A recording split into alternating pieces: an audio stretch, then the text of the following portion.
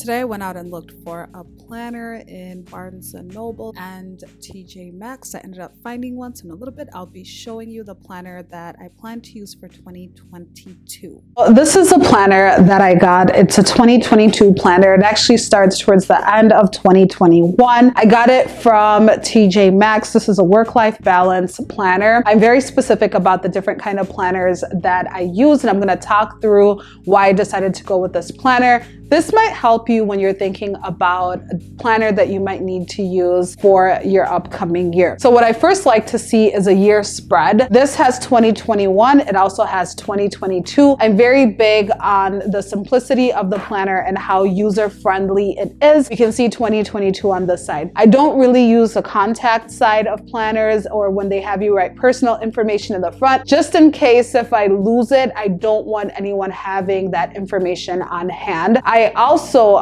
like to include my email address and my name just in case if I lose it, someone can get it back to me. Yeah, so that should be it. So I am going to flip into the first page. Again, I said I don't use these pieces. So we have a month spread. This is actually the most important part of a planner for me. I'm gonna zoom in so you can see a little bit of what it looks like. It's just your regular month spread. Some key things to keep in mind. How big do you write? I have pretty large handwriting, so I like to make sure that I have enough space to write down what I'm doing for each day. I like that month view because I like to get an idea of what my month is looking like. I plan weeks in advance, so this gives me an opportunity to do so. It also lets me see what's to come. If you think about when you're planning your income and when you're gonna do certain things, it's nice to see a full month view versus certain portions. There is this little notes section over here, and over here I plan to do any like to-dos or FYIs that are important for the month. I don't think I'm going to use this part too much. I'm just going to put the different events and due dates on here.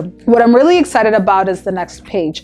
Over here, the spread looks at a week's view. I really like that Saturday and Sunday are quite small compared to Monday through Friday. I'm actually starting to get to a point where I don't really want to do much on the weekends. I want to designate that for rest. So I like that this section is a little bit smaller. That way I don't have to worry about, it forces me not to put too much in here, which means I'm not going to be working so much during the weekends.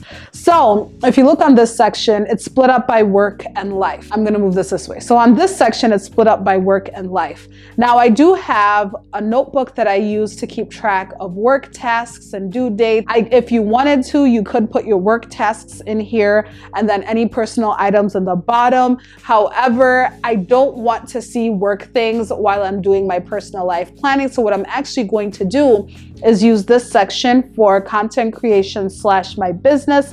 And then this will be for my personal life where I'd put things like doctor's appointments, grocery lists, or things that I have to do for my family and myself. Over here, it's going to be strictly geared towards business and anything that I'm doing online. I really like that each day it gives you 4 different top priorities that you're going to work on for that day. And again, you can use this model on a blank sheet of paper. I'm a big fan of planning on finding a notebook and using that daily to write to-do lists. And if you don't follow up on certain tasks, you move them over.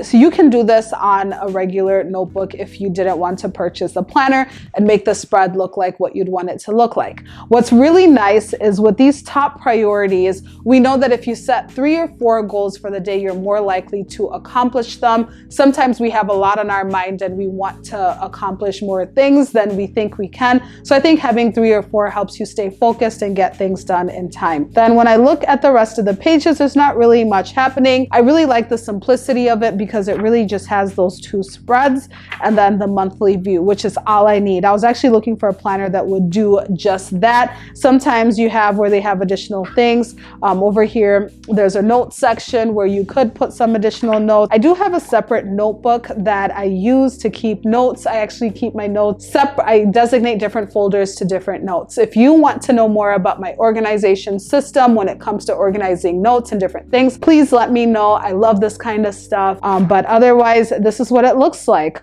Over here, it has September birthdays, September anniversaries, and September to-dos. This every month actually has this section. I honestly don't like to have a complicated planning system. I plan using paper. I also plan digitally. So it's nice for me to go in my paper planner, write everything down because I could erase if I'm using pencil. Then I plug it into my Google Calendar, which is synced with my iCalendar. Just make sure that I'm on top of everything. And for me, seeing things in 3 different places helps me remember what's coming up and what's going on. So this is a planner that I'm really excited to share with you. Again, it's the 2022 work-life balance planner. If you like it, check out your TJ Maxx, which I know they don't always have the same things, but hopefully you can find something similar to this.